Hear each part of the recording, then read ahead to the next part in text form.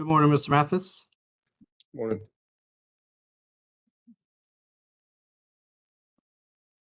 Good morning. Alex, can you see or hear me? I'm having some kind of WebEx problem. Hi, Stephen. I can hear you, but it looks like your camera's off. It just has your name and email.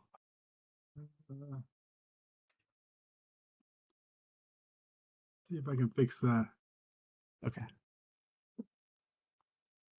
I'll be right back. Right Oh. back.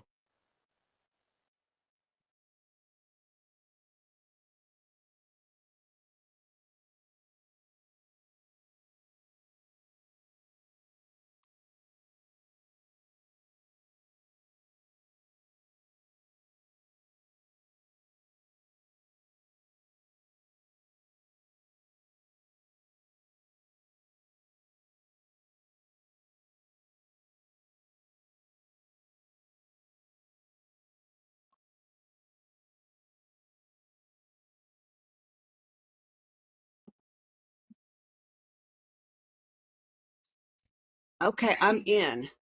I see you. Can you guys hear me? I'm going to hang up. Good morning, Ms. Parsons. I'm so sorry. I've been trying to help you, and my computer crashed, and then I couldn't find the link, and blah, blah. Here I am, 1 minute late instead of 15 minutes early. How's everybody? Pretty good. Thanks. You were just double checking what? Your mic? We're awake now. Huh? We're awake now. Now that you're here. Oh, thank you. All right. Who are we waiting on? We're waiting on our general counsel to get back in. He was having a little trouble with his camera. I do not know what's going on. Yeah. I'm having Microsoft issues. I hate Microsoft. I do. It's just been torture. Good morning, Mr. Holt. Good morning.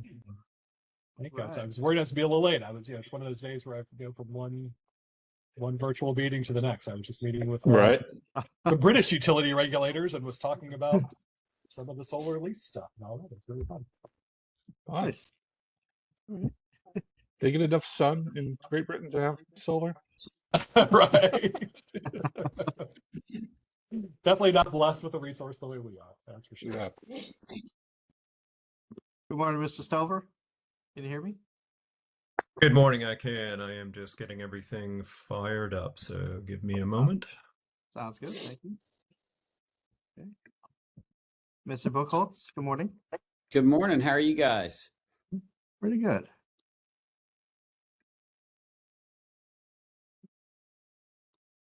Steven, can you hear us? Stephen Leary? I can hear you. Okay, we can hear you. The camera does not seem to, all of a sudden it stopped working. And so I'm trying to adjust the settings. I am working remotely today.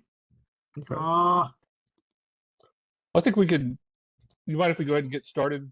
Yeah, let's go ahead and get started. I'll try to troubleshoot as we go along here. Okay. As long as you can hear us, we can hear you. Should be okay. Yeah. All right. Well, good morning, everyone. This is our Good morning.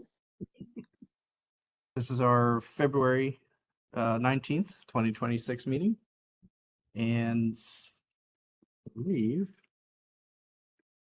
unless there are any, and I'll just hand it off to Jeff if you have anything to say before we get to subgroups. No, just thanks to everybody for joining again, and we'll try not to take up too much of your time today, but I know we have a couple of big things to look at, and then we'll just go ahead and go into the subgroup reports. I would suggest maybe we could switch it around a little bit and have enforcement go after me, after the consumer outreach. Since I think most of the folks here haven't seen the criminal conviction guidelines. Those were worked out and discussed in the enforcement subgroup, but I don't think the full group has had a chance to do that. So if it's okay, I think maybe let's bump that up in priority so everybody has a chance to get on it before they have to drop off. but I'll just do a real quick recap on consumer outreach. Our group did not meet since the January meeting, but we've been emailing back and forth. So we've been meeting by email, let's say. But I've got some great feedback from Matthew, Craig, Stephanie. Thanks for all your input on the brochure and the disclosure form. I'm going to email after the meeting. I'm going to email everybody in this group sort of draft copies that we have right now of the brochure and the disclosure form. And I would love to get any more feedback from folks outside of the consumer outreach group. I think they look pretty good, and I think we've made some great progress. I will say the disclosure form has not been formatted yet. I want to wait until we have all the text and language finalized before I hand it off to the folks that'll do the formatting and layout. The brochure has been formatted. Looks pretty good. I don't want to try to share my screen in WebEx because something will go wrong.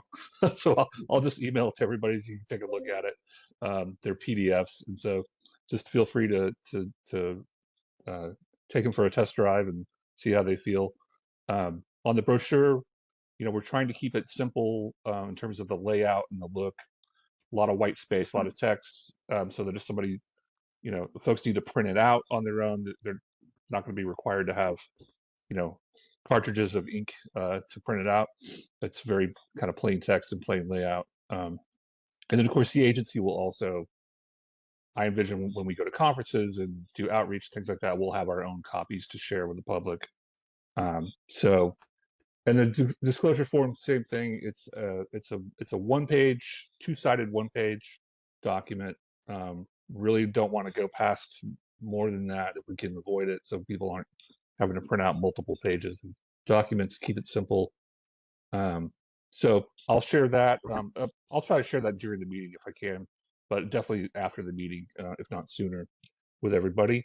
I don't think we necessarily have a deadline in mind for getting comments back, but if you could get them back within the next couple of weeks, we still have several months before this stuff has to be finalized. So I don't want to rush it too much, but I also don't want to have it kind of open-ended commitment here. So maybe I'll come up with a deadline and put it in the email when I'd like comments back. But that's about it. Thanks to everybody again for their input. It's been great feedback, and I think it looks pretty good so far.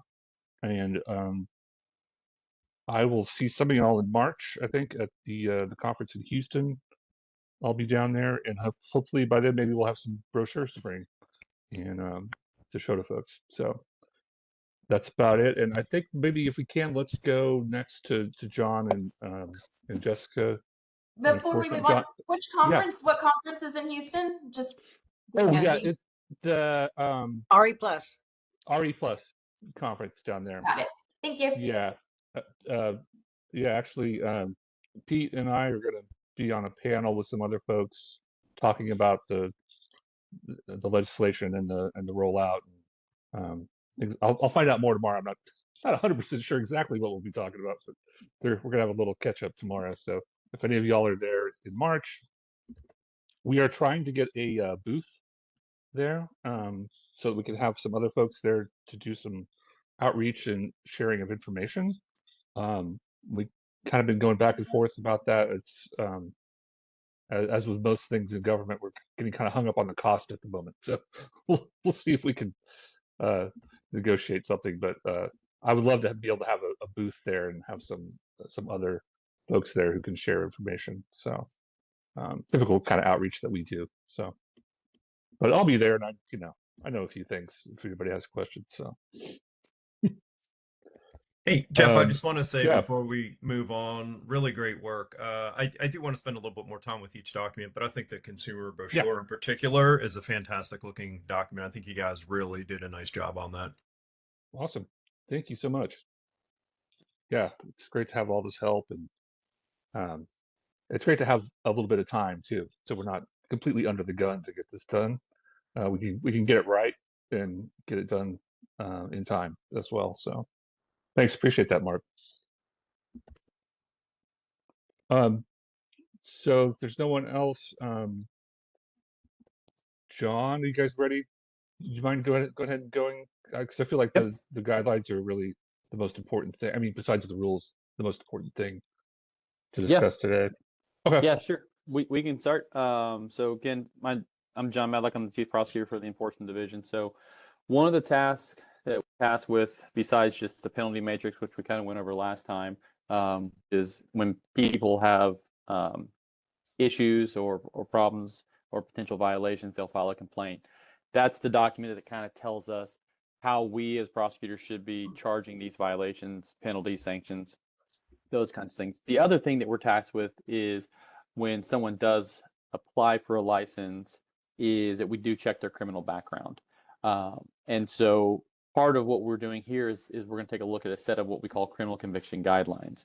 Now, Chapter 53 of the Occupations Code is kind of like the guideline for all occupational licensing agencies such as ourselves. It kind of gives us a framework of what we need to be looking at in terms of different factors when someone does have criminal history.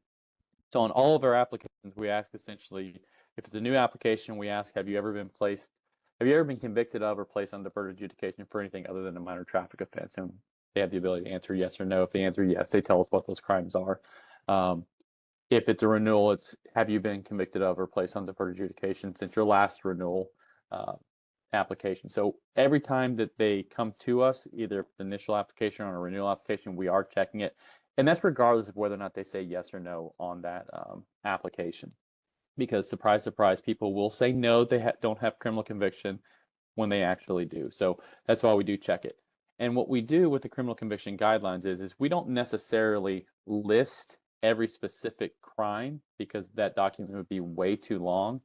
But what we do is we list categories of crimes and then kind of give some reasons why those categories of crimes we think would be necessary to include for us to take a look at.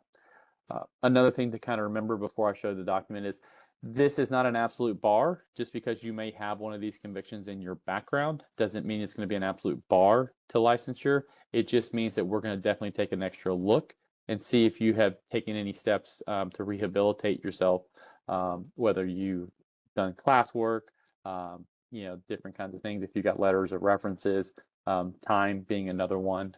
You may have committed a crime in your youth and, it's been 20, 30 years since and you don't have anything since that time frame. Time, as they say, does heal all wounds sometimes.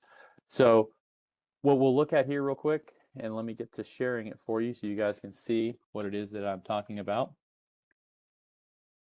So this is kind of the list of criminal conviction guidelines here. And like I said, what we do basically is we kind of list it out in terms of, crimes involving deceit, fraud, misrepresentation, deceptive trade practice, or deceptive business practices. And then we list some reasons why we're talking about those crimes. So again, we're not going to list out every specific crime that involves deceit or fraud or misrepresentation, but we're going to list those crimes in there. And the reasons are pretty obvious because, there is, especially in this industry, as we've seen, the potential for abuse, especially with elderly folks signing them into some of these contracts, making some representations that aren't exactly true to kind of get these folks into some of these contracts. So that's the reason that we kind of list some of these crimes in here. The next set of conduct that we're looking at is crimes involving prohibited sexual conduct. The reason being is the nature of this business seems to be more door to door and there's interacting. And so people that have a sexual crime in their background, because they have the ability to go into people's houses and conduct business with them, we want to make sure that those people are safe from that kind of world, or those kinds of folks that may have some of those backgrounds, convictions in their backgrounds. Obviously, any kind of crime involving the elderly or disabled, we want to take a look at, and children as well, just because, again, these folks are going to have access to people's homes. We know that sometimes the elderly population does get taken advantage of, whether through financial means or other. So we want to make sure that those are crimes that we're taking a closer look at as well. crimes such as property against property, such as theft or burglary. Again, this is all about access, right? Because one of the questions we kind of ask ourselves when we're looking at some of these criminal conviction guidelines is, what is the kind of regular course of business that these people conduct? To kind of give you an example, in some of our other programs, air conditioning and electricians, kind of similar in the sense that they have access to homes, as residential solar folks might as well. We don't have crimes in those two programs against like alcohol, DWI, those types of crimes. But if you look at our tow truck program, that is a guideline crime. Reason is because driving, yes, driving to and from a bit, a person's home, is part of the job, but it's not the main function of their job. It's to do the air conditioning, the electrical work, or here to sell the solar stuff. Whereas in tow trucks, driving is literally the whole job. It is the scope of what they're supposed to be doing. So we want to make sure that those folks aren't intoxicated while they're doing those kinds of things. But again, because they have access to homes, crimes such as theft or burglary, we want to make sure that folks that have a propensity to, take things that don't belong to them aren't accessing people's homes where they could take things that don't belong to them. Racketeering, organized crime, criminal influence. Again, if you've got that, a lot of these systems involve high dollar amounts, those kinds of things. We want to make sure that people that don't have those kinds of organized kind of crimes in their background aren't in this. And then the last kind of subset is this crimes such as homicide, kidnapping, and assault. Those are typically flow through all of our criminal conviction guidelines. So that's kind of a standard and kind of fit. They're also in that chapter 53 that I talked about a second ago. So those are kind of universally across all of our programs. Again, it's kind of the same concept. If you have these types of things and you have access to people in their homes, we want to make sure that people are feeling safe when they're having these interactions with folks, and they can be rest assured that the person that's entering their home has a background check, and that typically they are who they purport to say that they're being, and that nothing bad is going to happen when they're having these interactions with people in their homes. So that's kind of the list that we have right now. I know it was attached to this meeting agenda, so if you guys have got any questions, feel free to ask. Jessica Hurtado is also on this call as well, so she can help me in answering any calls or questions that you may have as well, because part of her job is actually to do the actual review of all these things. I think I saw a hand raised. Since I'm sharing, I can't actually see, so. Hey, John, I've got my hand raised. Okay, so took a look at the list. As general counsel of the OCCC, I've also worked on similar guidelines for our regulated industries and with our licensing and other staff on kind of license application denial cases and enforcement cases coming out of criminal history. The one thing I was thinking about with the list were kind of tax evasion and money laundering cases. Okay. I think some of that could fall under misrepresentation, but I'm wondering about kind of certain ways tax evasion or money laundering might come up, might not necessarily involve a misrepresentation, right? You might just have a kind of failure to file a government report. Yep. Or one thing that came up in one case I had was structuring that a business, if it gets payments over 10,000, needs to report those to the IRS. Right. And it wasn't really a misrepresentation. It was a failure to file. Oh, and the business is money laundering by taking like $9,900 payments, right? For, in our case, it was illegal gambling or whatever, however the business wants to launder money. So yeah, for our agency, we've got kind of failure to file offenses involving failure to file a government report, which could cover those kind of tax evasion or money laundering cases that involve some failure to file. I do think businesses have including this industry, have a responsibility to file true and accurate information with a government agency, TDLR.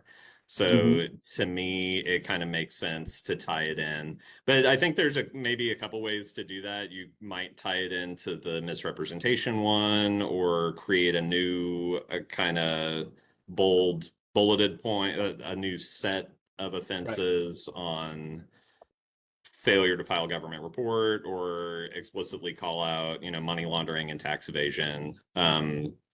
But that was kind of one thing. And then the other thing I was wondering about is, I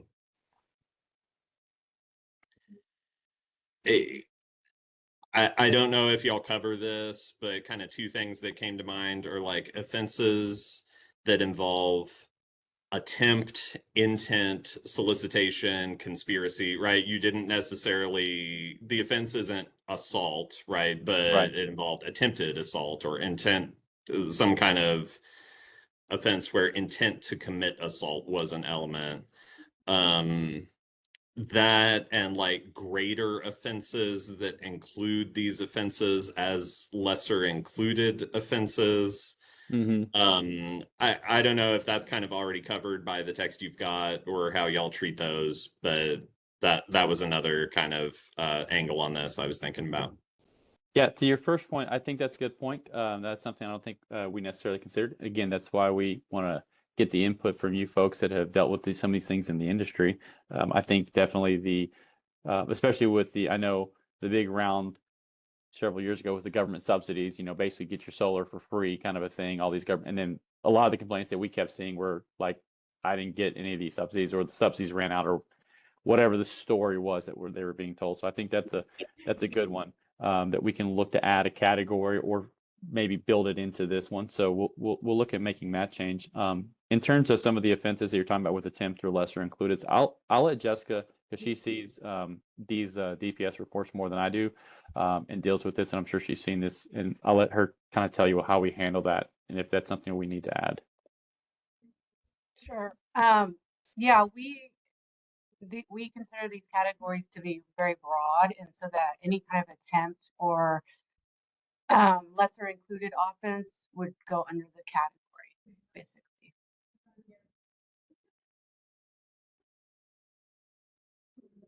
Yeah. Anybody else got any other? Go ahead. I was going to say, I would make a suggestion if I could. Matthew, if you wouldn't mind, could you email John and just kind of lay out your suggestions? And that way we could just sort of formalize it, have it in writing, and then we'll give him something to work off of. Sure. Yeah, definitely. Great. Perfect. Great. I appreciate it. Does anybody else have any questions about this or how we use this? Quickly, just to kind of give you some context. So, like I said, just because someone has one of these crimes in their background, or one of these kind of categories of crimes in their background, it's not a death knell by any stretch of the imagination. Again, we look at any kind of rehabilitative history. We look at time, when they were, the age that they committed the offense, whether or not they have any kind of letters or, recommendation, those kinds of things. But ultimately, if we're still seeking to deny the application, or they still have a chance to go to a hearing before the State Office of Administrative Hearings, where we'll put forth all of our information. They can put forth their information. We'll get a ruling from that judge. And then ultimately, at the end of the day, like we had yesterday at commission meeting, our commissioners will make the ultimate determination about whether or not they want to grant that license or not, if they go through that full contested case process. So just because we say no on the front end doesn't mean it's going to be a no all the way at the end. But, just to kind of, give some context, that's kind of what the process is.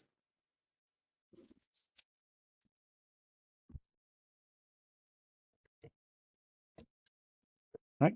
Does anybody else have any other questions, concerns, things we missed maybe?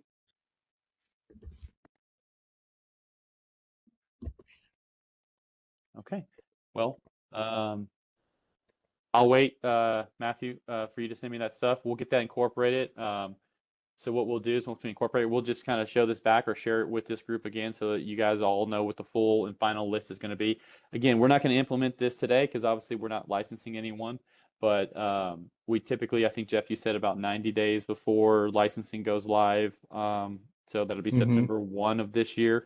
So starting sometime in June, probably, we'll start getting those applications. So that's why we kind of went ahead and created this list, so that once those applications start coming in, we'll need time to check the backgrounds and all that kind of stuff, so that we can be prepared to issue any possible denials if we need to, and go forth with that when licensing goes live on September 1.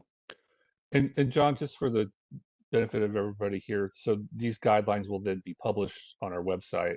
Yes. Right, and you'll be able to go to the solar section of our website and find the criminal conviction guidelines. Anybody could go look at those and see what those are. So there's kind of full transparency. It's not a mystery when you apply, what you need to be aware of. So yeah, just like the penalty matrix is published. So if you go to the residential solar page on our website, you'll be able to find both the penalty matrix when it gets published there, and then also this one as well.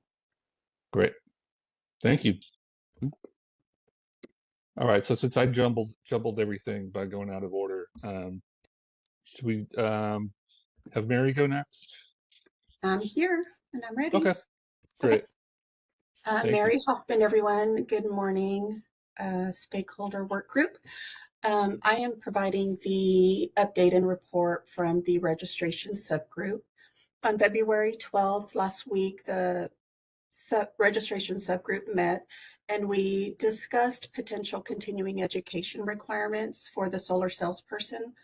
The subgroup considered several possible scenarios and approaches regarding the continuing education, what that might look like, including the number of credit hours, what topics they might have to cover.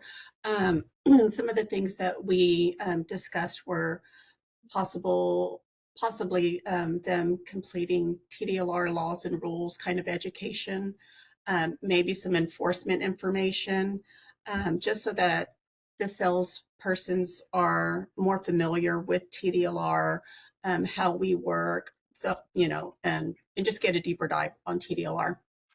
Some of the other topics that we talked about were consumer protection and ethical conduct, and specifically with regards to vulnerable populations such as elderly, disabled persons, and non-English speaking individuals. And so those were some of the topics that we discussed.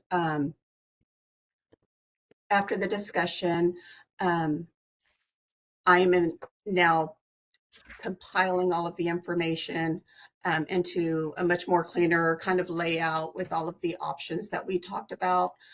We also discussed the possibility of, do we have statutory authority to register or approve certifying entities that would offer these continuing education courses. We also talked about, would TDLR actually review and approve these courses? Things like that. We threw out the idea of potentially having employers being able to provide this continuing education to their employees. And so these are just all of the things that we are in discussion of. And so I'm going to compile all of this information into a document, and then we'll meet to discuss this further in our next meeting, probably in the next few weeks. And meanwhile, TDLR will be doing some research on our end, and also some internal meetings with our education and examination work group to kind of find out what that would look like if we did go the route with approving continuing education courses, and or if we were approving certifying entities. So that is what we discussed. We will meet to follow up with all of those and just continue to work through that. It's going to be some time before we actually need to implement this, but that's just kind of the discussion that we had. And I'm happy to answer any questions or receive any feedback. Hi, Stephen Leary. I just wanted to chime in about an idea that we kind of developed in this subgroup and get the feedback from the larger group about if they're interested in this. So when we were looking at continuing education requirements, the statute requires those for renewal of the registration, not for the first registration. So as Mary mentioned, we looked at a few different options for what that continuing education would look like. And, we're kind of in a bind because it's relatively new to being regulated. There aren't a lot of real established CE courses. So I had the idea that for your first renewal, we would produce this course in-house. And I'd be interested in possibly including some of y'all in this video. It'll be like an hour-long free course that it'll introduce them to TDLR and to the code of conduct and the code of ethics for the industry. So it'll be welcome to TDLR. We're happy to have you here. You have to renew your license every year. You have to do this, and we could have Mark Bench possibly come in and say, I'm Mark Bench, the CEO of TriSmart Solar. I've been selling solar panels since I was 19, and there's a right way and a wrong way to do things. And I'm going to introduce you to the code of conduct. And it'll be like an hour-long thing. It's the way I envision this.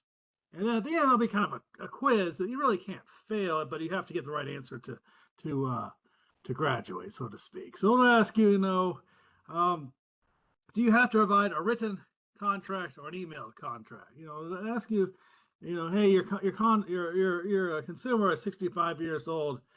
Do you have to give them a printed copy of the contract? And ask a few questions to make sure that you're paying attention, you understood. How often do you have to renew your registration? Is it every year? Is it every 2 years? And ask questions like that. And then, so we're looking into that on our end. Okay, we're going to talk to IT about that. We're going to talk with our education examination department, and we're looking into the feasibility of that. But I wanted to get your early feedback. Is that something that you're interested in? Is this something you'd be interested in participating in making a video like that? And so I just want to throw that out there. It's one of many ideas we're kind of in the very early stages of investigating. Well, I'm happy to help, Stephen. It's Pete. Appreciate that. And Mike from PUC, if there's a space for PUC, we're happy to be there, but don't want to also confuse folks. So leave that to y'all. We stand at the ready if you need us. That sounds great. I like the idea of making Mark Bench the face of the solar industry for this video. So, a question from Mr. Mathis is asking: is this the requirement to get the license or to renew? No, this will be to renew the license. So the idea is you won't have to take this class until a year from September 1st right. to renew the license. That gives us time to. We're going to do a second wave rulemaking. Once we figure out what the CE is we're going to require in terms of is it just going to be this 1 hour course? Is it going to be, we talked about maybe this course is like a one-time thing, like you have to take this course and pass it. Maybe you only have to take it every 5 years, or you only have to take it, a certain number of times. Or maybe for the first renewal, you take this 1 hour course, and then for your next renewal, there'll be more hours that you have to take different courses. So we're fleshing all of that out, but this is it'll definitely be for renewal. You won't have to take this course to get your initial registration. I think one thing to think about for that, I love the idea of having a laws and rules focused course. That's a sort of baseline. Perhaps we could look at something like, if there are changes to the laws and rules in the future, then on your next renewal you'd have to take a refresher course, so you're updated on the new laws and rules, something like that. So yeah, but I do like the idea of having it as an introductory course, like a baseline, just so everyone's kind of starting on the same page. And we did discuss there are some really good continuing education courses out there. There doesn't seem to be a ton of them that are focused specifically on salespeople. They're mostly on the installers and workers. But there were some good things that we did find. I think it's just a matter of how do we get there, and what's the level of comfort or desire from everybody in this group in terms of how much we want to require. each renewal. So, but I think that's a great place to start, Stephen. Okay. Yeah, I Get some really like internal that. meetings. We're looking into it. We're gonna talk to our video people and our Yeah. IT people, and we do all different things for different programs. Some of our programs we license the CE providers. You have to go through us to get registered as CE provider, and I don't think we're headed that way with this. Yeah. Just for clarifying too for everybody, once we get the initial rules out on the street and get those adopted, the work of this group will largely be done at that point. But this is one issue where I think we would like to continue to have y'all access to y'all, is to keep talking about the continuing education part, because that will be a second rulemaking that'll be down the line, probably later this year or early next year, depending on when Stephen has time to do it. But so that is one thing that will continue on as the sort of year goes on. But of course, I know everybody's got a lot of commitments. We've got another legislative session coming up in January, so a lot of people are going to get drawn away by that. But to the extent that y'all are available for that part of it, we of course welcome the help. So thanks for that. Was that it for Mary? Was that it for registration? Yes. Okay. Yeah, that's it for us. Okay. And then I think it's all you from here on out, Stephen. Compliance, and then into the rule draft. Sure. I don't think our compliance group met since the last meeting, at least like you I said. think you're right. But we've exchanged comments by email. The update on our rule package is it's at the governor's office. So I took the comments I had received into account and put the preamble together and all of that. We have submitted it to the governor's office for their formal review, and we are shooting to put this in the March 9th issue of the Texas Register. I'm sorry, March 6th issue of the Texas Register. So there are some things that have to happen to make that happen. But basically, the governor's office will review it, and if they give us the green light to publish, that's when it's going to show up in the Texas Register. It'll also show up as soon as it's approved to be published in the Register. The rules will be posted on our website along with the link to make a formal comment on the rules. We didn't make any major changes from the last version of the rules that we kind of published or kind of sent to this group, but I made some changes in response to the comments. I want to share up latest version.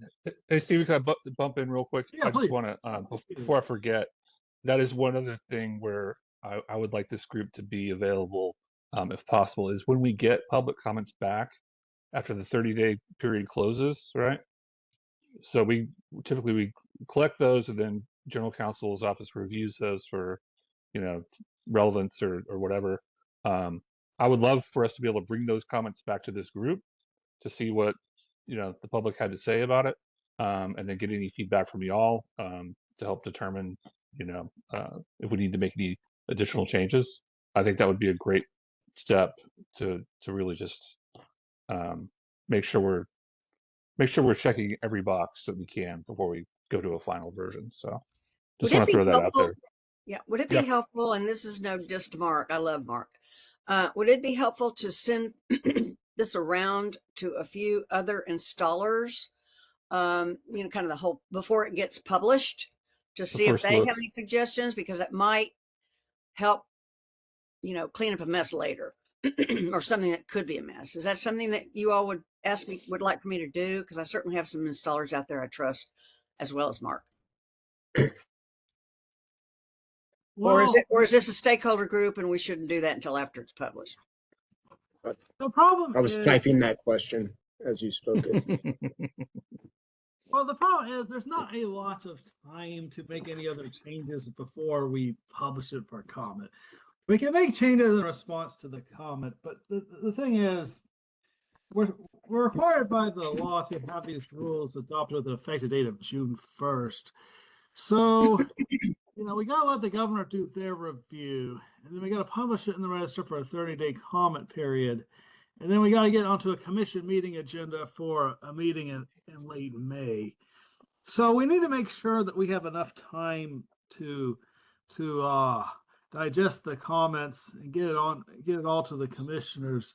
So if we go trying to make changes right now, it's just not the right time. I mean, okay.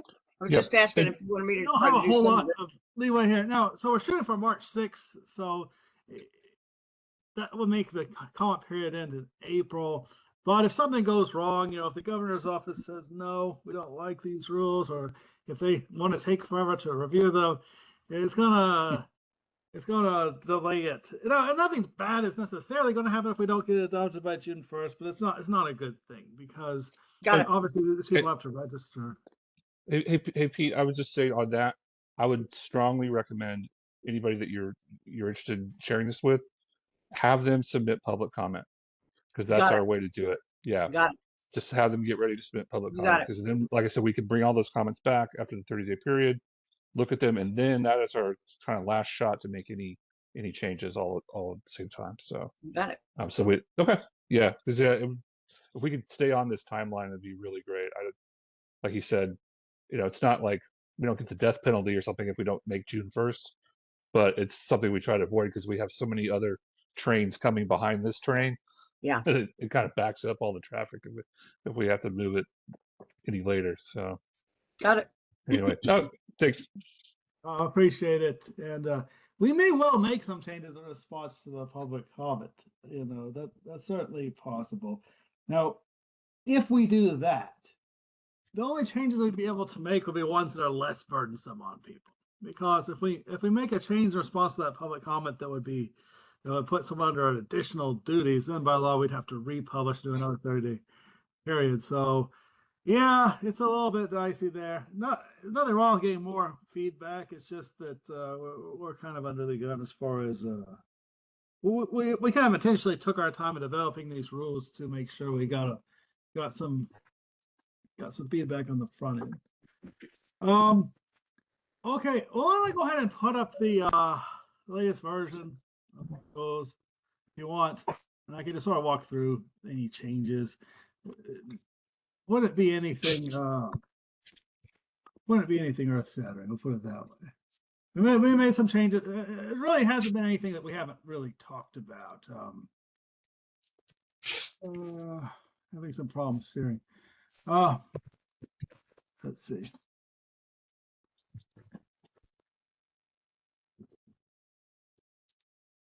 I apologize. I'm having some trouble sharing the screen. I'll try again. Share content somewhere. I think I am sharing up the. Okay. Do you have? Yeah, we got it. You got it. Okay, good.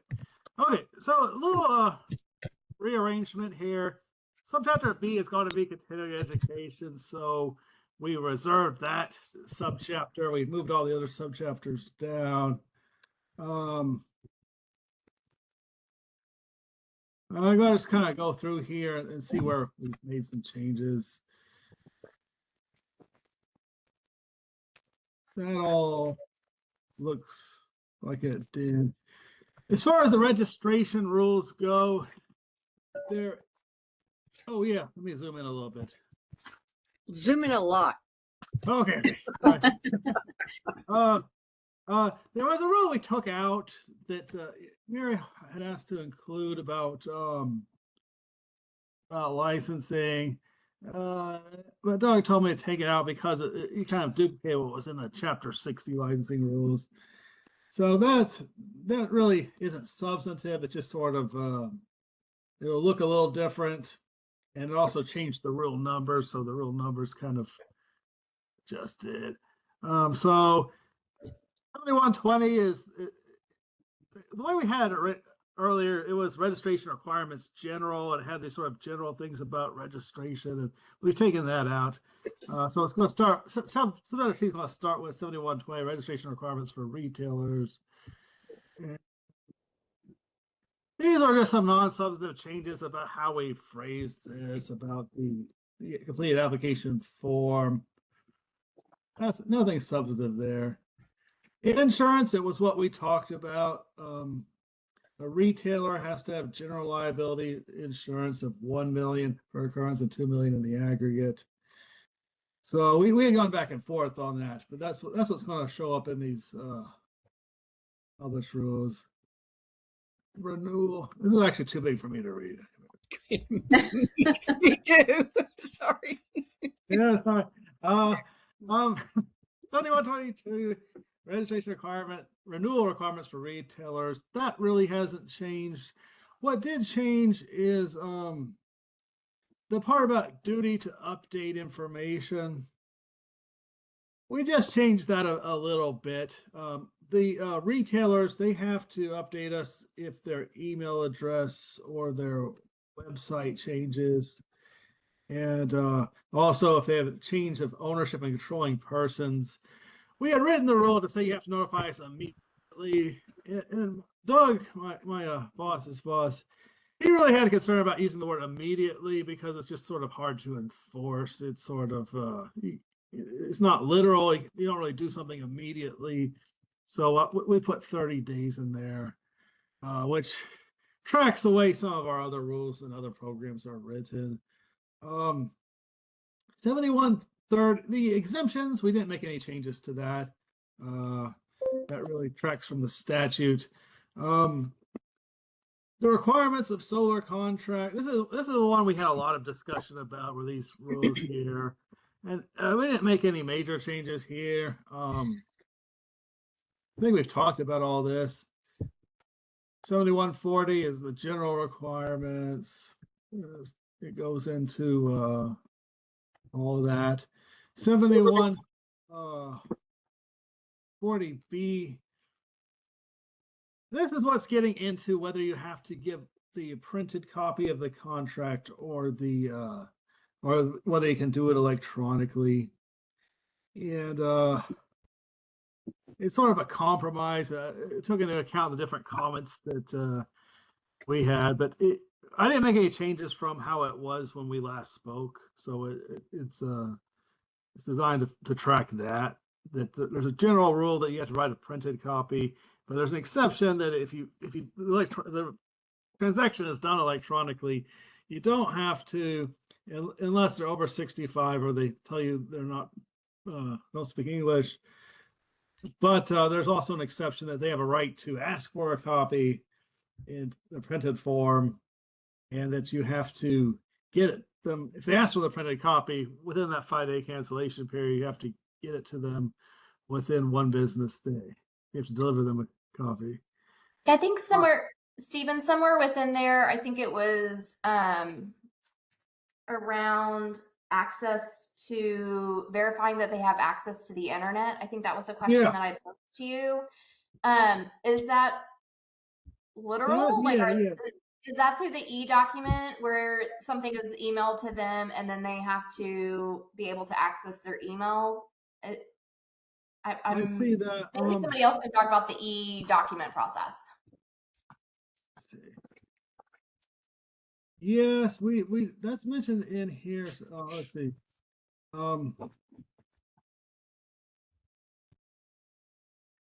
Yeah, it's here in B. So some salesman must provide a copy of the executed contract to the consumer as follows. The acceptance right in 2, you have to provide the printed copy. 2, you can, here it is. So seller salesperson verifies the consumer as able to access the email account and view electronic documents. So that is one of the 3 criteria that have to be met for them to just give you the electronic copy. You have to provide the email address. You have to verify they're able to access the email account and view the electronic documents. And you have to waive the right to the printed copy. That might be confusing. I don't know. If it's confusing, you can comment to say, hey, that's confusing. But that's the needle we're trying to thread there. Is that you generally have to give a printed copy, that you can give the electronic copy if you meet those requirements, but then you still have to give a printed copy if they ask for the printed copy.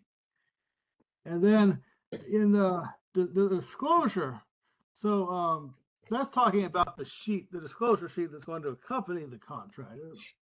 And in there we have that sheet has to go in printed form to anyone who is 65 age or older, or indicates they're not fluent in English. And then in all other cases, you can provide it with an electronic copy, except to the extent that you can for the contract itself. So there, 7140 and 7141 are kind of interwoven.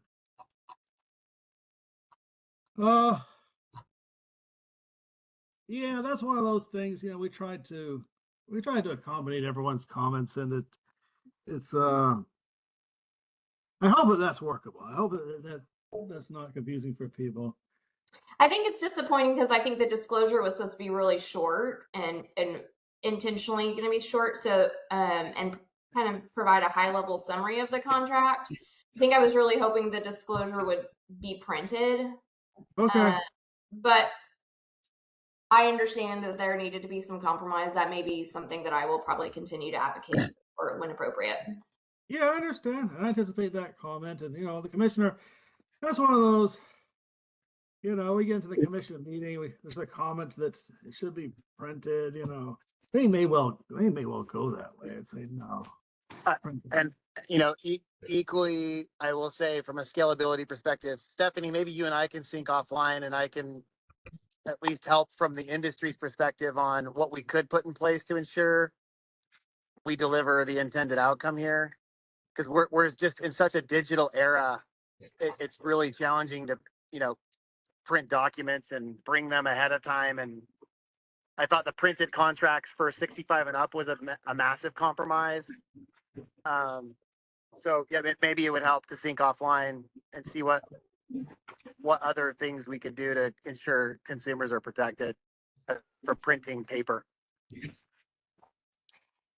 I'd love to talk. I still know that there are going to be those bad apples that could, by using kind of a tablet, could still get around kind of some of the rules that we have. But would love that's a big issue that we need to ongoingly address. Yeah, all the time. So I think I'll agree with Stephanie on this one about just because the disclosure sheet was just supposed to be one page. So to me, I don't see how it's really onerous to print off one page. But happy to be part of that conversation as well.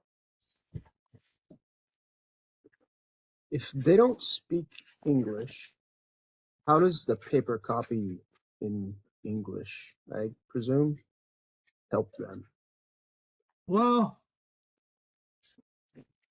we don't require the contract to be necessarily in the way these rules are written. And, that's a good point. But we don't require the contract necessarily to be in a language other than English.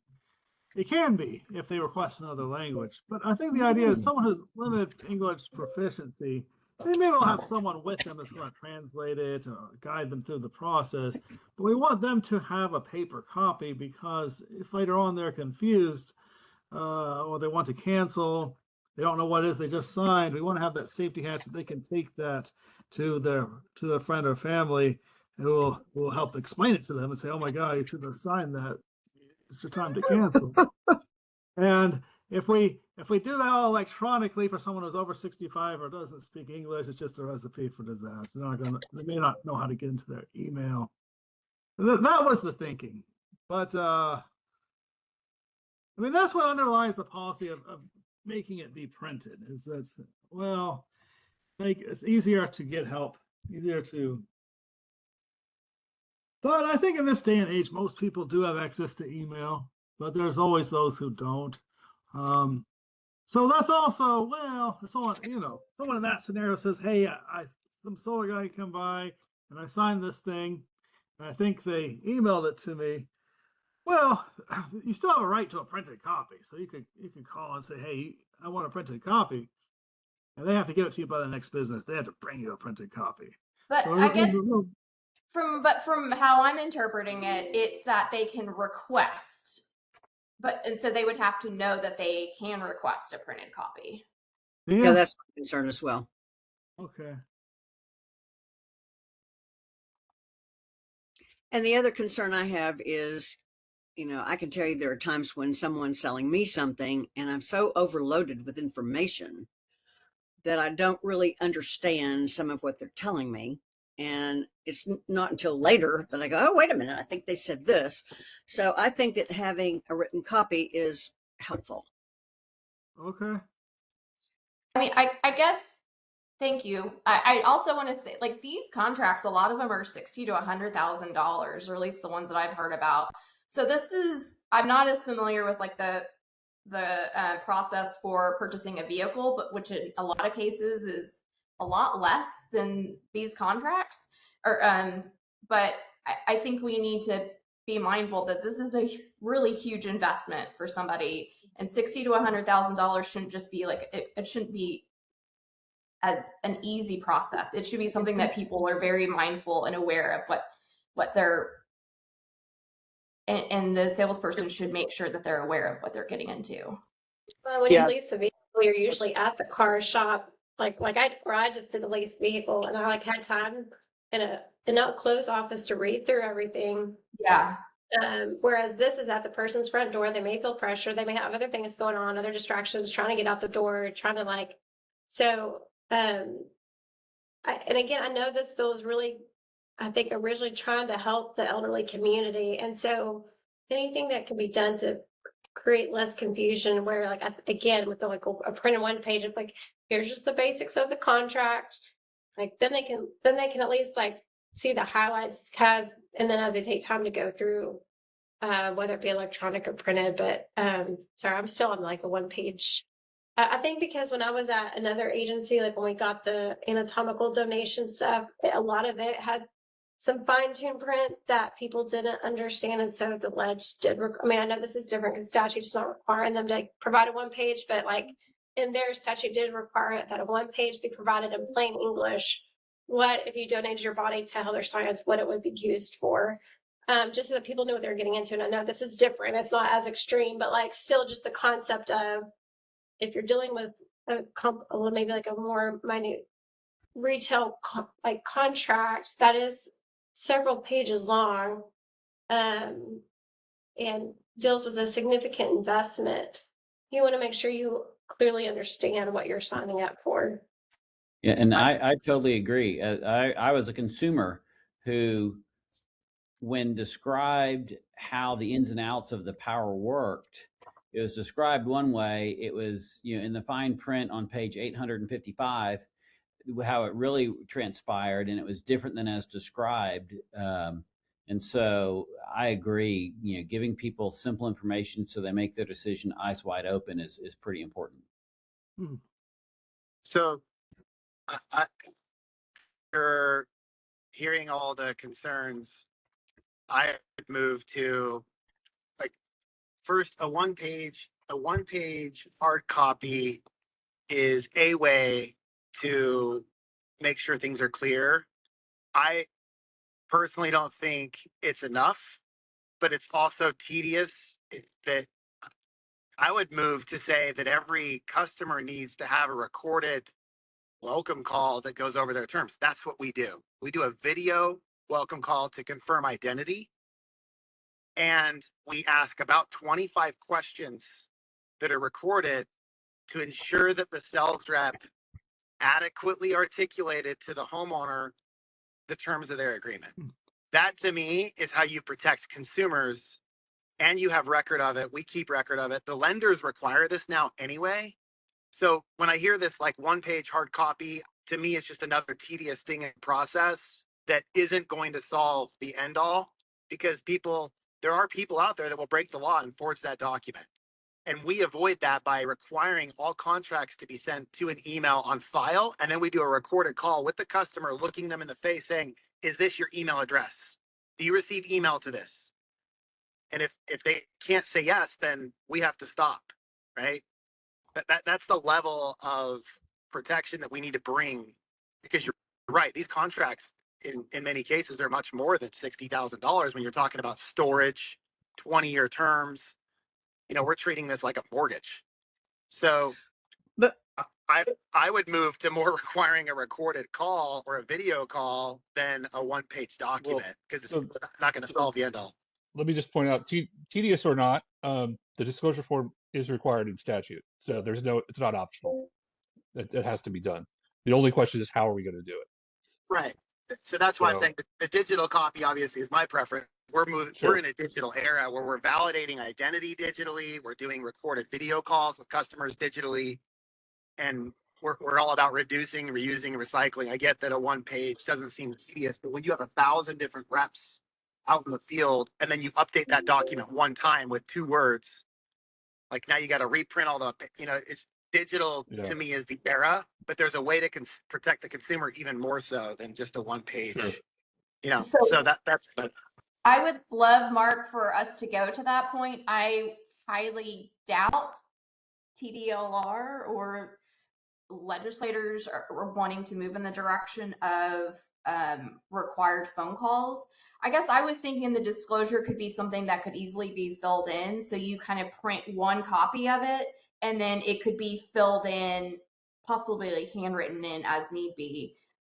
You could kind of carry a stack rather than having to like reprint for every individual customer. So something that's kind of flexible and a little bit more, but I mean, I love how y'all are going above and beyond. I just don't know the feasibility of that type of requirement, even though I would love that from the consumer protection. Yeah, the other thing, Mark, is how does the consumer get a copy of that video? I mean, you're telling me that we email them a link. But what about somebody to the copy recorded call? What about somebody that can't access email or doesn't know how to access email? Like they're 65 or older and they just don't know how to do it. How do they? That's a problem. Yep, that's a problem, which is why we moved to, at least my understanding is we move forward with, they get a hard copy of all documents that they've signed. Like that's the only thing that we can really deliver them. We're still going to require a recorded phone call. In fact, we ask additional questions to those seniors, and we will send them a copy. We require every one of our customers to have an email account, and if they don't have one, they have to set one up. So it's very rare. It's, less than 0.5% of customers we run into. And usually they have a power of attorney, and we find that out at the point of sale if they have a power of attorney, and we speak with their children or whoever it is that has the POA. I know, right? But Mark, there are a lot of installers out there that are not you, that don't go above and beyond. Most of them don't. Yeah, and the lenders that's one of the initiatives we're doing with the REA, right? The Residential Energy Association. A lot of the lenders are getting on board where they're requiring these things now before installers can even get paid. Because, 97% of these transactions are financed by maybe one of 5 banks. And those banks are now leveling up, and because of all the lawsuits that are happening, they have to. So the financial regulations are stepping up and requiring these things to be done already. So we're moving in the right direction. Even contracts, right? We were talking about language. They do require the primary language to be disclosed, and that the contract is written and the survey is done in their language. So are these loans that you're talking about, or are these like prepaid leases? Since 25D has gone away, right? Everyone's moved to a third-party ownership system. So these are power purchase agreements and lease contracts, right? Yeah, so it sounds like the protections y'all have are amazing, but we still don't. This is not applicable to leases and PPAs still, correct? Well, the lease and PPA providers, most of them were loan providers, so they still have a lot of the same level of requirement now moving forward. They should have had these in 10 years ago. But so like on a lease contract, if a customer is signing a 20-year lease at 15 cents a kilowatt hour with a 2.9% escalator, those are being disclosed, recorded through an audio phone call, because those terms are important. And also the fact that the customer may receive a utility bill from the utility provider, so on and so forth, right? The financial obligation to the customer just modifies. Instead of it being a $60,000 loan, it's a 20-year lease commitment, right? And those are being disclosed in both the contract and the recorded surveys. Well, Mark, it's my understanding that there is a completely different set of consumer concerns about the leasing model, which to me is different than purchasing a system up front. So, I mean, I think that we should talk about what that might look like. And I don't have a problem joining a call and thrashing this out just to save everybody time. I think that that's probably a good idea, but there are some concerns about that. So I think that we need to, I'm not even sure we can split this out into leasing versus, a total purchase up front, just because it's such a different, it's a different animal. The bill does touch on leases, and we got the bill to include PPAs, or I guess subjectively we did, but these provisions cover all solar contracts from what I can see. Yeah, they cover leases or PPAs. Okay, good, good. PPAs are a form of a lease. Good. Yeah, we got that done. That was a modification we pushed forward. But we may not be able to cover every possible scenario like y'all are talking about at this juncture. I mean, this is the problem with implementing legislation always. You're solving the problem from 3 years ago and not the current problem. And so, this may be something we have to tackle in future rulemaking or even future legislation. But so I think, Stephen, your edit looks like a pretty good compromise.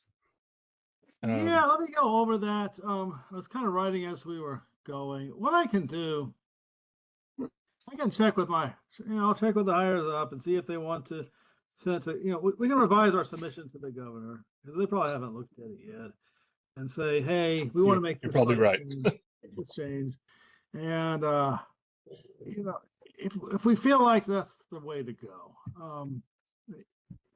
obviously it's difficult to make everyone happy, and at some level as a government agency, we're not doing our job if we don't make somebody. I don't buy that. I think we are supposed to make everyone happy. That's what they say, but I think we are. Okay, so 7141, I had it written that this compromise language about you have to provide the printed copy if they're over 65 or not fluent in English. And what I'm hearing today from many of you is that that's problematic. We want everyone to get a printed copy. So what we can do instead is we could say, a printed copy of the disclosure form, not disclosure form. Yeah. So this is 7141 disclosures. It starts out with the consumer must sign, before you can sign the contract, you must provide the department's approved disclosure form, which must contain all required information.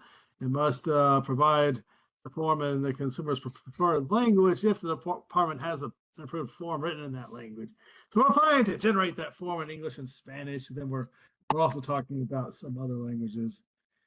It has to be signed by both the consumer and the solar salesperson before the contract can be executed.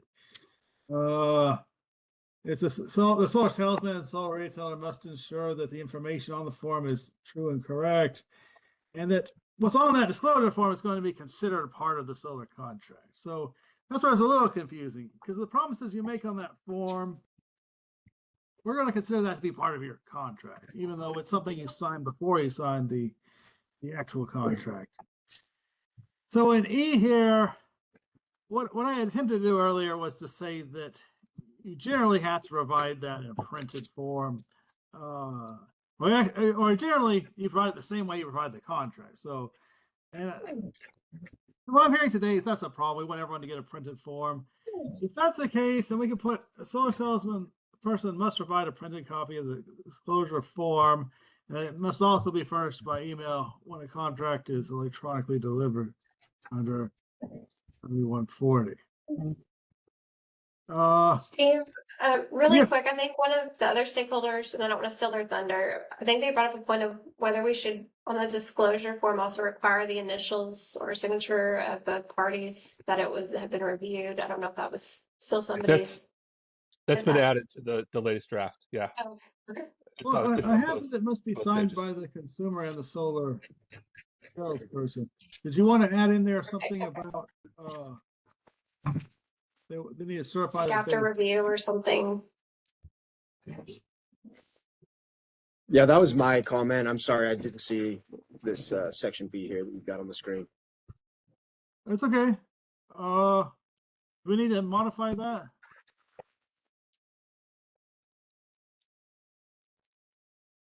I mean, there was a lot of pain on the written contract or paper copy of the contract. So like offer to print this out. Did you see this offer? Thanks was the reason I raised that point. Okay. Well, I think that would address that. I mean, they're both going to have to sign that, and on our form we're going to produce, it has warning language on there that you must carefully review this. I think it does. It does require initials by both parties on both sides of the page. So okay, confirming that you've reviewed it. So so that's okay. So I'm glad we had that discussion now, because it'd be difficult to. I mean, we could change it in response to the comment, but that would be difficult. I mean, either way, we might get a comment saying that someone doesn't like it, but we want to make sure we have that conversation. So I appreciate it. Educational materials, that's the brochure that you have to give out. We didn't make any changes to that rule. The only other rule that we've recently messed with was the cancellation rule, about how we process cancellation. So that's also here in 71. Well, it's 7142. So we had the conversation about the statute provides a 5-day right to cancel. And it also provides that you can cancel by mail or by email. Well, if someone's going to mail in their cancellation, that's not ideal, because we can't really go by postmark dates anymore, now that the federal government's decided that they don't postmark things until several days after they receive the letter. And there's federal guidance has said that postmarks are no longer a presumptive mailing date, which undermines several decades of jurisprudence and the whole mailbox postmark presumptions and all this. So what we did here, we're trying to encourage the retailers to allow you to cancel by email, basically. So you can put that you can cancel by mail, but if you do that, there's going to be a presumption that the date that the customer signed that form is the date that they sent it to you. And you can rebut that by showing that, hey, I didn't get that until later. But that's kind of that's the kind of the needle we're trying to thread there, is you have the 5-day right to cancel. That's an important date. We'd really rather they provide an email address. That way we know when you send the cancellation. If you're going to mail the cancellation, there's a couple ways we could approach that. We could approach it as you have to actually deliver it to the retailer within that 5 days. And that's kind of problematic if you're going to send it by mail. So we attempted to address that by creating a presumption that the document date is the date it was mailed. And I guess that if there's a dispute as to when it was actually mailed, that's something that we'd have to take up on a case-by-case basis. But we had talked about all that. But that's something that we're kind of on the fence about. We kind of gone both ways about how that's processed, or how that's determined when the cancellation became effective. And so that's the way this goes. Stephen, let me ask Mark a question. Mark, yeah. When your consumer cancels, how does that work in real life for you? I mean, I shouldn't say we never. extremely rarely receive a mailed in cancellation. Most of them come in the form of an email because that's what we encourage because we need written form from the customer. And in some cases, they will call us and we will ask them for written notification and in the form of an email. So then they'll email it to us after we have a phone call with them. And there's rare cases where we will just authorize the cancellation without written notification, depending on the circumstance. Like if it's a senior citizen, it's like, well, I don't know how to send that email in or whatever. But because we require an email address, that then throws a red flag to us to say, well, do you have an email address? I said, well, yes, I do, but I'm not good at it. I don't want to deal with it. So then we'll just accept their call in as a cancel. And we have a recorded line, right? But usually we want to call the customer back on their phone line to ensure it's not some other company trying to undercut us and cancel on behalf of the customer, right? Yeah. So, which this is good, right? We are in a digital era. If we are saying that the customer can cancel digitally, then I'm going to continue the press on this. 95% of our customers prefer to do all business digitally. And I just want to reiterate, if they want to opt in to having hard copies of their contract or a hard copy of their disclosure, great. We'll find that out and we'll confirm that they opted in or out. I don't think it's pertinent to require the sales rep or the installation company to provide a hard copy of the disclosure if we're requiring them to email their cancellation, right? Like there's that therein lies kind of the interesting dynamic here of a digital era. Yeah. Well, under the statute, if the solar retailer specifies how you should cancel, you have to use that method. So if you put on there, I think that you need to cancel by email. I don't think you can cancel by mail. Right. But if you put on there you can cancel by mail or email, then we're going to have this problem about when was it mailed. So that may be the answer, is just to require cancellation by email. Now I don't know. I don't think you can look the other way on a mailed notice. Like if you get to mailed notice within that 5 days, I don't know that you can reject it and say, hey, you're supposed to email your cancellation. That's right. That's right. difficult. It's difficult. But the law does require that if you specify how to cancel, they're supposed to cancel that way. And if you don't specify how to cancel, the consumer can cancel by any reasonable method. Yeah, that's fair. That makes sense. The statute also says they need to provide the mailing address or email address for cancellation, suggesting that the legislature thought both mailed cancellations and email cancellations were valid. Okay. And that may be why we got stuck on this. I wonder if we should add phone call. Can we do that? Well, then you would need to record the phone call and you'd have to have a call log and count on an installer to I think that's at the installation company's discretion. Yeah. What I plan on doing with this new bill is requiring it cancellation by email. And then if I choose to allow them to cancel by any other means, that's discretionary up to me.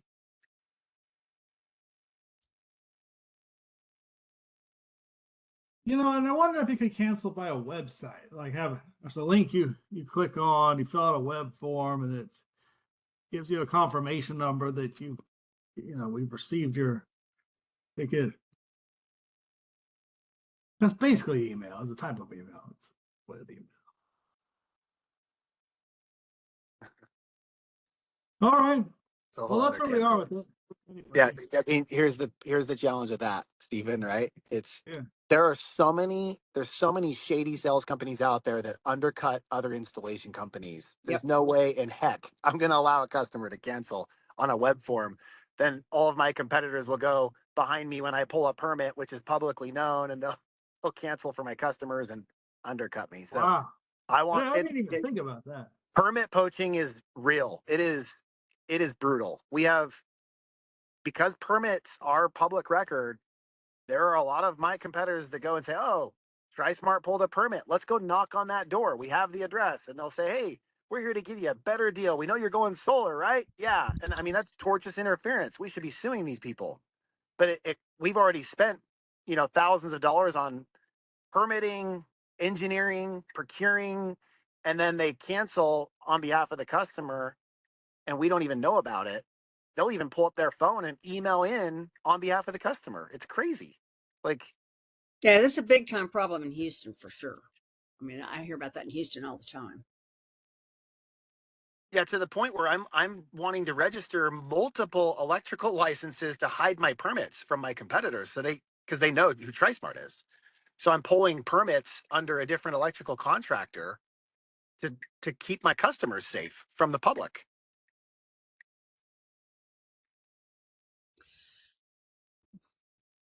Anyway, that's another thing we can address later. No, But I appreciate it. yeah, so email for me. That's my proposal. If you're gonna pick a direction, it's got to be an email. And then usually our best practice is, well, we do like to talk to you. We want to talk to you on the phone. Like, what's going on? How do we retain you? What happened? Is there anything we can do differently? What can we learn from this? So we almost always do want to get in communication with the customer. I'm looking through here to see if there's anything else that we really changed or need to address. I did have a question for Mr. Nance. This reference we have here to Finance Code Title 4, Subtitle B. Yeah, I notice we have that in there. I'm not showing that subtitle exists anymore in the statute. I think that maybe that may have been an earlier version of the statute. When I go to the website, the legislator website, I'm not seeing that. I don't want to take this register to throw up a problem with that. Is that still around? Is it still subtitle? Is it still subtitle B of Title 4? Yeah, that still exists. I see it when I go to Finance Code Chapter 341. The only thing I'd change there is the Roman numeral 4 should be an Arabic numeral 4. But other than that, that's still a good citation. If you go to the legislature's Texas Constitution and Statutes website, you go to Chapter 341. You'll see Subtitle B, Loans and Finance Transactions. When you pull up Chapter 341, Subtitle B consists of chapters 341 through 354. Title 4 as a whole consists of chapters 301 through 371. And then the subset of that's chapters 341 through 354 is Subtitle B. So that still exists, and you should be able to see it if you go to like any of the chapters 341 through 354. At the top of the page, it'll say like Finance Code, Title 4, Regulation of Interest, Loans and Finance Transactions, Subtitle B, Loans and Finance Transactions. And the intent there was like, if that covers both the loans, advances of money to pay off an existing obligation, as well as retail installment contracts, which are agreements between a buyer and seller to sell a good or service and take payments over time. Okay, so all of that is to say, I think that's still a good citation, but yeah, I think, Title 4, the Arabic numeral is good. I also had a question about the Truth in Lending Act. Is this an okay time to bring that up? Sure. Okay, so I think we have you can kind of connect the dots on Truth in Lending Act, so I don't necessarily, I think the rules are probably okay for now, but you still kind of have to connect some dots. So as far as I can tell, you've got the statute, which says the retailer is required to comply with the Truth in Lending Act by providing Truth in Lending Act disclosures. You've got this provision of the rules that says you can't attempt to violate the Truth in Lending Act or Chapter 1806, right? That's our statute. You've got the rules say you need to provide the disclosure form prepared by TDLR. And then our current draft of the disclosure form, you have to sign off the Truth in Lending Act disclosures have been provided if it's credit or a lease. So I think we've got all those dots. You can kind of connect those dots. There are some kind of other issues that I think retailers would need to be aware of, like, okay, the Truth in Lending Act disclosures apply to credit and leases. If it's credit, you look to Regulation Z, the federal regulation that governs credit disclosures. If it's a lease, you look to Regulation M, which governs consumer leases. The disclosures need to be accurate. There's required elements. They're going to be providing that separate from TDLR's model disclosure.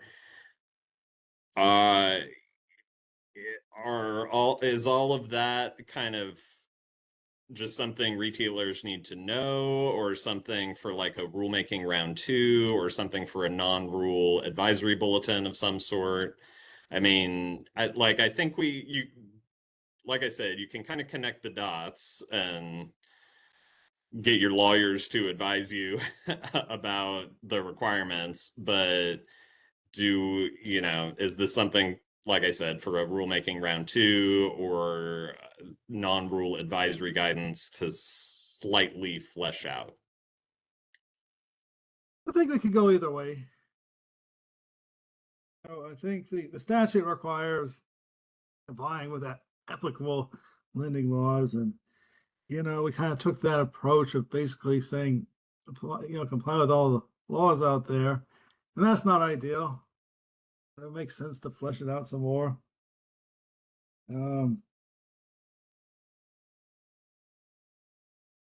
But yeah, we could certainly approach that in a future rulemaking if there's confusion in the industry, or if we get complaints about that and we're not sure.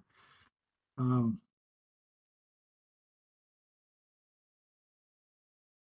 appreciate that.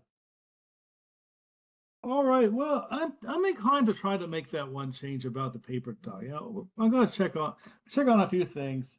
I might try to get that part changed in the proposed version, because I think it would be easier to change it the other way. I mean, if we put in the proposed rule that you have to give everyone a paper copy, and then the solar industry comments and says, "Hey, that's too burdensome," and the commission says, "Okay, well, you only have to provide an electronic copy," that wouldn't require republishing for another 30 days. But if we went the other way, we're saying you only have to provide it in electronic form, and then AARP starts commenting saying, "Hey, you should provide everyone a paper copy," and then the commission wants to do that. I still think we wouldn't have to publish again, because I don't think that's really it's not beyond the scope of what the Texas Register knows is putting you on notice that we're considering making rules about. So I think we could go either way on that. So I'm weighing what you're telling me today, and sort of plotting the next step. Do we want to change what we've already submitted to the governor? I think we still have time to do it. So I'm going to talk that over with my the powers that be, and we'll take all that feedback into account, one way or other. All right. Well, I don't have anything else on the rules. That's basically the status of it. But I open any other questions or comments about the rules. Will you be redistributing the most up-to-date version, just so we can do one more review? And I know that feedback is not. We're going to wait, right, for public comment, just so we can move things along, right? That's the intention. Yeah. Yeah. I can do that. We can do that. Perfect. Like Thank I you. say, we've already submitted the package to the governor, so either we're just going to go with that and then make changes in response to comment, or we'll have to resubmit to the governor and say, "Hey, we want to make these additional changes." I think we could do that. I'm just worried about their time frame, as far as so I'll have to get with Jeff about that. Yeah, it sounds like, when we did this with SIA, getting it out to public comment was the most advantageous thing to do. So whatever helps us speed that up, I think, is good, because more than likely you're going to see some public comments where multiple people will want to make adjustments that we probably might agree with, right? We're getting more eyes on it, and then you repropose, I guess. So I'm all for getting things moving forward to public comment quickly so that we can get this thing in place sooner rather than later. The industry needs it. All right. Jeff, do you have any thoughts? You want to regroup after the meeting? No, yeah, I would just say with the the governance process, it can take weeks sometimes. Sometimes it's days, depending on what the topic is. So anything we can do to not slow that down would be advantageous at this point. So it's. I think the public comment time is a great time to sort of tie up any loose ends and get in. If anybody really feels strongly about something still, that's really the time, because it's gonna be highlighted in much more stark relief when it's in a public comment, and then we have to consider that. There's no more like, well, maybe we will, maybe we won't. Like once it's in public comment, we're gonna have to make a decision one way or the other, and then the commission will as well too. So still some road I have to a go question. on this. Mark, So, yeah. would it be helpful if I helped arrange a meeting of 4 or 5 installers to kind of thrash this out so that it's fair to the consumer and fair to the installers? And then we can, then you guys can provide public comment. I can't hear you. You're muted. We can collaborate on that for sure. I'm already planning on it. As soon as it goes to public comment, the Retail Energy Association is going to be all over it. We're going to have hundreds. We're going to have hundreds of retailers and installers go look and review, and we're going to help organize an effective public comment. Because the other thing we don't want to do is overwhelm the public comments, because then that slows everything down too, right? We want to consolidate and be efficient. I got it. Thank you. Because then Steven and team are like, damn, what is this? Like, because you have to respond to every single comment, and it's a pain in the ass. Excuse my French, but so I want everyone to be aware of it, but then I also want to consolidate and have a few people, make the comments appropriately so that it doesn't overwhelm the process. You got it. Let me know if you need my help. Well, I'll definitely get you involved, Pete, for sure. All right, very good. Well, I'm happy we made a lot of progress so far, and I think we're on track. I appreciate it. So, Stephen, you'll distribute an updated draft. And just remind everybody that's, please keep it in-house. And then also distribute the disclosure form and the brochure as soon as we get off this call, just for any last comments. And Mike has his hand up. Yeah, sorry. Kind of break protocol a little bit. Want to hijack the group a little bit. There's a separate piece of legislation that requires the Public Utility Commission to come up with a consumer guide for people buying solar panels. It's been a little slow going. That's my fault. But we have a version. We're kind of soft launching, but I wanted to share the link with this group and get feedback. That legislation was pretty proscriptive about the exact items that need to be on it. So that's really the outline of the information that's on there.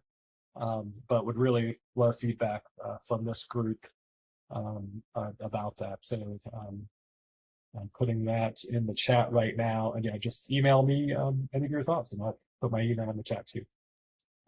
Thank you all very much. You guys are doing a great job. Thank you for all your hard work. Oh, thank you. That's kind of you to say. That's great information. That's something we could also cross post on the residential solar page as well. Right.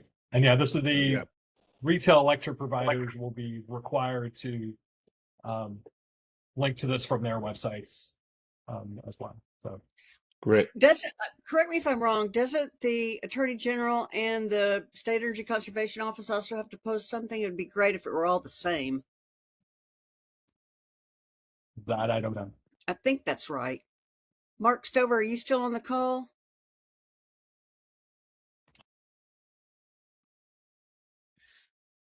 I'll double check that. And okay, get back with you, Jeff. And then I know Austin Energy is pretty hard on this consumer protection disclosure, and I believe they're working on something new. They are now. Yeah, and a lot of the retail lecture providers also have information. This is, yeah, they'll also have to provide a link to our website. Cool. So this is definitely not the end all be all of information. So considering the similar information in the brochure that we're going to get through the TDLR process. Groovy. Stephen, just do a little housekeeping here. Do you think we should wait to meet again until after the public comment period closes? Or is that too long?